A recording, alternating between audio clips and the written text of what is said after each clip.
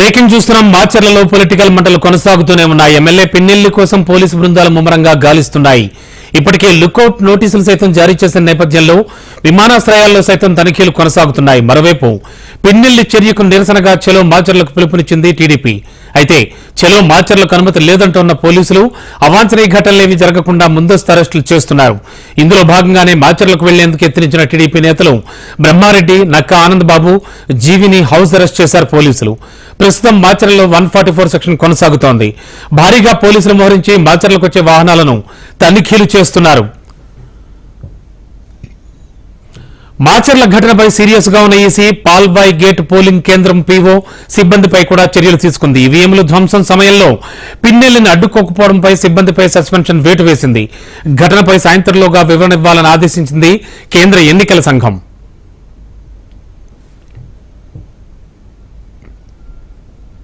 Seven incidents జరిగినాయి. మాకు 12:30 ఆ రోజు 12:30 నుంచి 1:30 వరకు ఎన్ని ఇన్సిడెంట్స్ జరిగినాయి.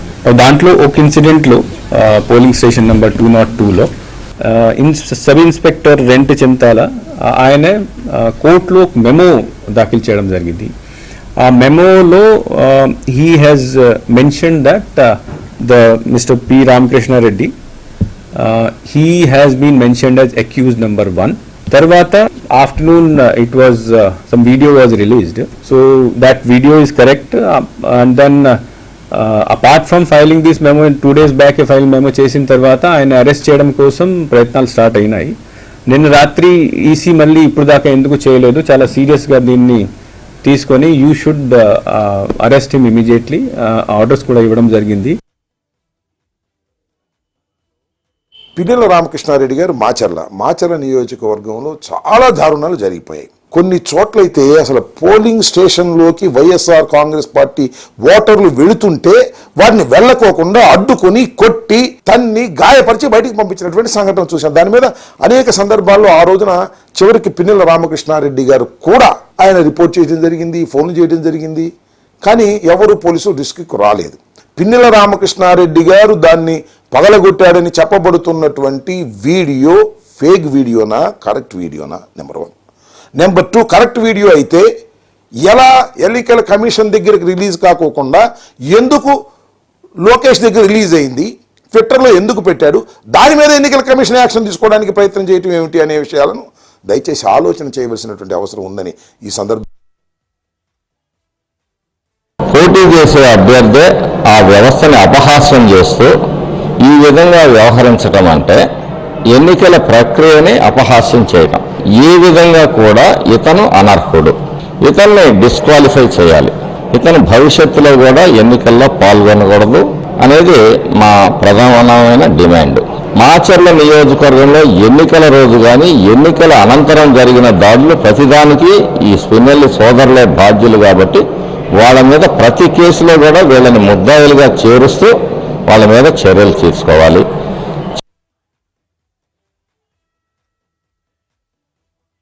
కలెక్టర్ గారు ఒక వీడియో విడుదల చేశాడంట. ఒకటే వీడియో ఎందుకు విడుదల చేస్తున్నారు మీరు? మరి మిగతా ఈవీఎంలు ఎరగొట్టిన కేసులు ఉన్నాయి కదా, ఎవరో తెలుగుదేశం వాళ్ళని అరెస్ట్ చేశారు తుమ్మురుకూడులో అంటున్నారు. మరి ఆ వీడియోలు ఎందుకు తీసుకురావట్లేదు బయటికి? పోనీ ఇతర రిగ్గింగ్ జరిగిందంటున్నారు, అవి కూడా బహిర్గతంగా చేయొచ్చు కదా. ఇన్ని గొడవలు జరిగినాయి. కొత్త కనేస్పాడు గ్రామంలో పాపం మహిళల్ని గంగమ్మ గుడిలో నిర్బంధించి ఇళ్ల మీద స్వైర విహారం చేసి దాడి చేస్తే ఏం చేశారు పోలీసులు? ఇద్దరి మీద ఒకే కేసులు. బ్రేకింగ్ లో చూస్తున్నాం. మాచర్లలో పొలిటికల్ మంటలు కొనసాగుతూనే ఉన్నాయి. ఎమ్మెల్యే పిన్నెల్లి కోసం పోలీసు బృందాలు ముమ్మరంగా గాలిస్తున్నాయి. ఇప్పటికే లుకౌట్ నోటీసులు సైతం జారీ చేసిన నేపథ్యంలో విమానాశ్రయాల్లో సైతం తనిఖీలు కొనసాగుతున్నాయి. మాచర్లలో ఏం జరుగుతోంది? ప్రస్తుతానికి మాచర్ల వెళదాం. అక్కడ మా కరెస్పాండెంట్ నరసింహ లైవ్ లో సిద్ధంగా ఉన్నారు. నరసింహ, ఏం జరుగుతోంది? ఆల్రెడీ 144 సెక్షన్ అమల్లో ఉందంటున్నారు. మరోవైపు పిన్నెల్లిపై లుకౌట్ నోటీసులు కూడా జారీ చేశారంటున్నారు. నిన్న సాయంత్రం వరకు కూడా ఆయన హైదరాబాద్, సంగారెడ్డి ప్రాంతాల్లో ఉన్నట్టుగా సమాచారం అందింది అని కొన్ని వార్తలు అయితే చక్కర్లు కొట్టాయి. అసలేం జరుగుతోంది? ఏమైనా వివరాలు తెలిసాయా?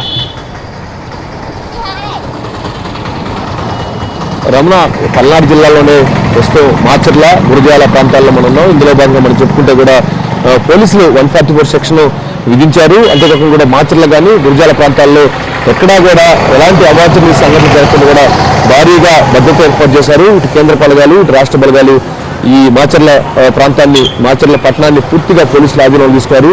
ముఖ్యంగా సమస్యాత్మకమైన ప్రాంతాలపైన ప్రత్యేకంగా కూడా నిఘా పెట్టినట్టు మనం చెప్పుకోవచ్చు. ప్రస్తుతం మనం చూడొచ్చు వ్యాపార సంస్థలు కానీ వ్యాపార సముదాయాలను కూడా ఎక్కడికక్కడ మోగిస్తున్నారు పోలీసులు. ఇదంతా ఒక ఎత్తు అయితే మరోవైపు మాచర్లలో ఒక టెన్షన్ వాతావరణం కూడా నెలకొన్నట్టు మనం చెప్పుకోవచ్చు. అంతేకాకుండా కూడా పాలవాయి గేట్లో ఈవీఎం ధ్వంసం చేసినటువంటి ఘటనలో పిన్నెల్లి రామకృష్ణారెడ్డి పరారులో ఉన్నారు. అంతేకాకుండా కూడా ఆయన కోసం ఇప్పటికే పోలీసులు గాలింపు చర్యలు చేపట్టారు తెలుగు రాష్ట్రాల్లో. అంతేకాకుండా కూడా ఆయన నిన్న సంగారెడ్డి జిల్లా కంది దగ్గర ఎవరైతే ఉన్నారో పిన్నెల్లి రామకృష్ణారెడ్డి డ్రైవర్ కానీ అంతేకాకుండా కూడా కారు స్వాధీనం చేసుకున్నారు పోలీసులు, అదుపులో తీసుకున్నారు. అయినా పిన్నెల్లి రామకృష్ణారెడ్డి ఎక్కడున్నాడనేది మాత్రం ఇప్పుడు కూడా పోలీసులకి అంతు చిక్కలేదు. ఆయన కోసం గాలింపుల చర్యలు అయితే కొనసాగుతున్నాయి. మరోవైపు ఇప్పటికే పలు సెక్షన్ల కింద కూడా 10 సెక్షన్ల కింద కూడా అయిపోయిన కేసు నమోదు చేశారు. అంతేకాకుండా కూడా ముఖ్యంగా లూకౌట్ పోలీసులు నోటీసులు కూడా పోలీసులు జారీ చేశారు. విమానాశ్రయాలు కానీ బస్ షెల్టర్లు కానీ రైల్వే స్టేషన్లు కానీ ఎక్కడైనా సరే ఆయన కోసం గాలిస్తున్నట్టు కూడా మనం చెప్పుకోవచ్చు. అంతేకాకుండా కూడా ఇప్పటికే ఎవరైతే ఉన్నారో పాలవాయి గేట్లో ఆ రోజు విధులు నిర్వహిస్తున్నటువంటి సిబ్బంది పైన ఈసీ చర్యలు కూడా చేపట్టారు. అంతేకాకుండా కూడా ఎక్కడైతే ఆయన ఆ రోజు పాలవాయి గేట్లు ఈవీఎం పగలగొట్టడానికి వస్తున్న టైంలో పీఓ కానీ ఓపీఓ కానీ సిబ్బంది ఎవరో కూడా అడ్డుకోకుండా వాళ్ళు చూస్తూ కూడా ఉన్నారు. అంతేకాకుండా కూడా ఎవరైతే పగలగొట్టినారో అతని పైన కనీసం ఫిర్యాదు కూడా చేయకుండా వీళ్ళు ఉన్నారని చెప్పి నిర్లక్ష్యంగా వహించారని చెప్పేసి ఈసీ పీఓని ఓపీఓని సిబ్బందిని కూడా సస్పెండ్ చేయడం జరిగింది. సాయంత్రంలోగా దీనిపైన వివరణ ఇవ్వాలని చెప్పేసి కూడా వాళ్ళకి ఆదేశాలు జారీ చేయడం జరిగింది. అంతేకాకుండా కూడా పిన్నెల్లి రామకృష్ణారెడ్డి కోసం ఇప్పటికే గాలింపుల చర్యలు కూడా కొనసాగుతున్నట్టు మనం చెప్పుకోవచ్చు. అంతేకాకుండా కూడా పిన్నెల్లి రామకృష్ణారెడ్డి ఎక్కడున్నాడు, ఏదైనా రాష్ట్రం వదిలి వెళ్ళారా లేకుంటే ఎక్కడైనా ఫామ్ హౌస్లో ఉన్నారా అనే కోణంలో కూడా పోలీసులు పూర్తి స్థాయిలో కూడా 4 బృందాలుగా గాలింపుల చర్యలు అయితే కొనసాగుతున్నాయి. అంతేకాకుండా కూడా ఇక పిన్నెల్లి రామకృష్ణారెడ్డి వర్షం అలా ఉంటే మరోవైపు తెలుగుదేశం వర్షం మనం చెప్పుకుంటే కూడా టీడీపీ చలో మాచర్లకి పిలుపునివ్వడం జరిగింది. అంతేకాకుండా కూడా చలో మాచర్లకి ఎవరైతే ఉన్నారో జోలకంటి బ్రహ్మారెడ్డి కానీ కొల్లు రవీంద్ర కానీ నక్క ఆనందబాబు కానీ దేవినేని ఉమ అంటే మాచర్ల పల్నాడు ప్రాంతంలో జరిగినటువంటి ఘటనలపైన టీడీపీ ఒక కమిటీ వేయడం జరిగింది. ఆ కమిటీ మెంబర్లు అందరూ కూడా మాచర్ల ప్రాంతాన్ని సందర్శించడానికి చలో మాచర్ల అనే ఒక పిలుపునివ్వడం జరిగింది. కానీ ఈ మాచర్ల చలో టీడీపీ చేపట్టినటువంటి కార్యక్రమానికి ఎక్కడా కూడా అనుమతి లేదు అని చెప్పేసి ఇప్పటికే పల్నాడు జిల్లా ఎస్పీ ఎవరైతే ఉన్నారో మల్లికా గార్గే కూడా ఒక ప్రకటన చేయడం జరిగింది. ఇప్పటికే 144 సెక్షన్ అమల్లో ఉంది. అంతేకాకుండా మాచర్లలో ఎక్కడ ఎలాంటి అవాంఛనీయ సంఘటన కూడా జరగకుండా కూడా కఠిన చర్యలు తీసుకుంటున్నామని కూడా ఒక పక్క నుంచి చెప్తూనే ఉన్నారు. మరోవైపు ఒకవేళ ఎవరైనా సరే వస్తే మాత్రం వారిని అరెస్ట్ చేస్తామని చెప్పారు. ఇప్పటికే కొంతమంది నాయకుల్ని గుంటూరులోనే హౌస్ అరెస్ట్ చేయడం జరిగింది. మరోవైపు గుంటూరు నుంచి మాచర్ల వచ్చే ఏదైతే ఉందో రహదారి దానిపైన చెక్ పోస్టులు పెట్టారు. ఎక్కడెక్కడ తనిఖీలు చేస్తున్నారు. ప్రతి వాహనాన్ని కూడా క్షుణ్ణంగా పరిశీలిస్తున్నట్టు కూడా మనం చెప్పుకోవచ్చు. తెలుగుదేశం చేపట్టినటువంటి చలో మాచర్ల కార్యక్రమానికి టీడీపీ వాళ్ళు వస్తే మళ్ళీ వైసీపీ వాళ్ళు ఇద్దరి మధ్య అల్లర్లు గొడవలు జరిగే అవకాశాలు ఉన్నాయని చెప్పేసి పోలీసులు మాత్రం ఎలాంటి అనుమతులు కూడా లేవని చెప్పేసి కూడా స్పష్టం చేస్తున్నారు. అంతేకాకుండా కూడా ఇక పూర్తిగా మనం చూస్తే మాత్రం మాచర్ల ఒక పల్నాడు ప్రాంతం ఒక టెన్షన్ వాతావరణం అయితే నెలకొన్నట్టు మనం చెప్పుకోవచ్చు. ఒకవైపు పిన్నెల్లి రామకృష్ణారెడ్డి కోసం పోలీసులు గాలింపు చర్యలు, మరోవైపు టీడీపీ వాళ్ళు చలో మాచర్లు పిలుపునివ్వడంతో ఈ భారీగా కూడా పోలీసులు అదనపు బలగాలు కూడా పిలిపించడం జరిగింది, రప్పించడం జరిగింది. అంతేకాకుండా కూడా ఇప్పటికే మాచర్ల పట్టణం అంతా కూడా పోలీసులు క్షుణ్ణంగా పరిశీలిస్తున్నారు. సమస్యాత్మకమైనటువంటి గ్రామాలపైన ముఖ్యంగా కూడా ప్రత్యేకంగా నిఘా ఏర్పాటు చేశారు.